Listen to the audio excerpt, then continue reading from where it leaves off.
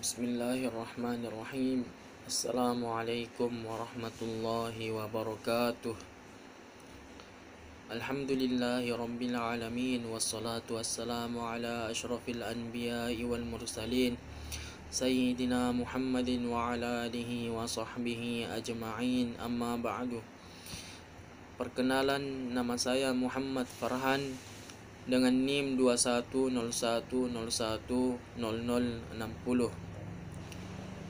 Di sini saya akan memaparkan materi saya yang berjudul Pemikiran Muhammad Yunan Yusuf. Biografi Muhammad Yunan Yusuf. Muhammad Yunan Yusuf yaitu guru besar pemikiran Islam, ilmu kalam, ilmu falsafah, dan ilmu tasawuf. Ia adalah seorang putra kedua dari 4 bersaudara yang lahir pada tanggal 19 Januari 1949 di Pasar Sorkam, Sibolga, Tapanuli Tengah, Sumatera Utara. Ayahnya bernama Muhammad Yusuf Tanjung dan ibunya bernama Hajjah Siti Haminah.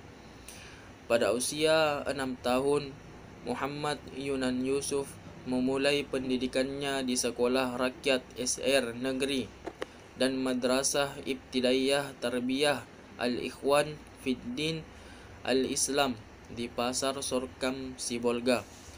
Pada waktu pelaksanaan pembelajaran di sekolah rakyat itu pada pagi hari, sedangkan Madrasah Ibtidaiyah dilaksanakan pada waktu sore hari. Dan selama 6 tahun ia menamatkan pendidikan keduanya di tahun 1963. Kemudian ia melanjutkan pendidikannya ke pendidikan guru agama pertaman PGAP Muhammadiyah Sibolga pada tahun 1967.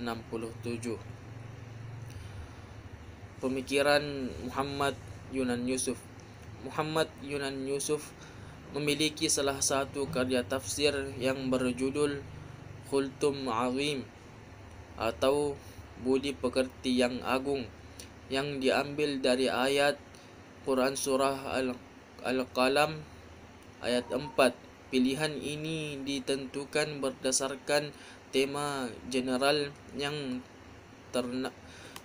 termaktub dalam Surah Al-Qalam ayat ke-8, Surah Al-Muzammil ayat ke-9, dan Surah Al-Mudassir ayat 10, di mana 3 surah ini membahas tentang sosok Nabi Muhammad SAW secara detail sebagai seorang yang terpilih untuk menyampaikan nilai-nilai Al-Quran kepada seluruh umat. Berikut contoh penafsiran Muhammad Yunan Yusuf mengenai surah Al-Mulk ayat 3-5. Sesudah menggambarkan langit yang 7 lapis, kemudian Allah memperjelas informasi tentang langit yang 7 lapis tersebut. Informasi itu diberikan dalam bentuk perumpamaan dengan menggambarkan langit yang terdekat dengan bumi.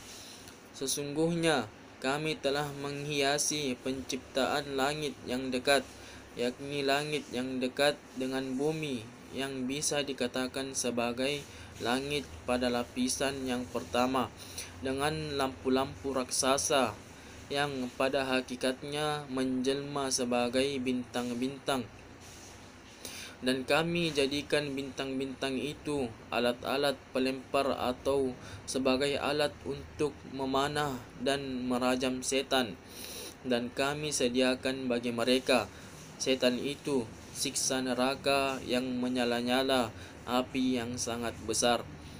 Muhammad Yunan Yusuf merujuk pada ilmu rasional yang sejalan dengan ilmu pengetahuan dengan menyimpulkan bahwa boleh jadi apa yang dimaksud dengan langit terdekat atau langit pertama itu adalah gugusan bintang-bintang dalam satu Bima Sakti yang mataharinya disaksikan setiap hari oleh manusia. Menurut Muhammad Yunan Yusuf, ada penggunaan metode munasabah dalam menafsirkan ayat 3-5 dalam Al-Mulk ini. Ketiga ayat tersebut masih membahas tentang penciptaan alam, yakni penciptaan langit, di mana setiap ayat akan saling menjelaskan satu sama lainnya. Demikian, mungkin itulah dari saya.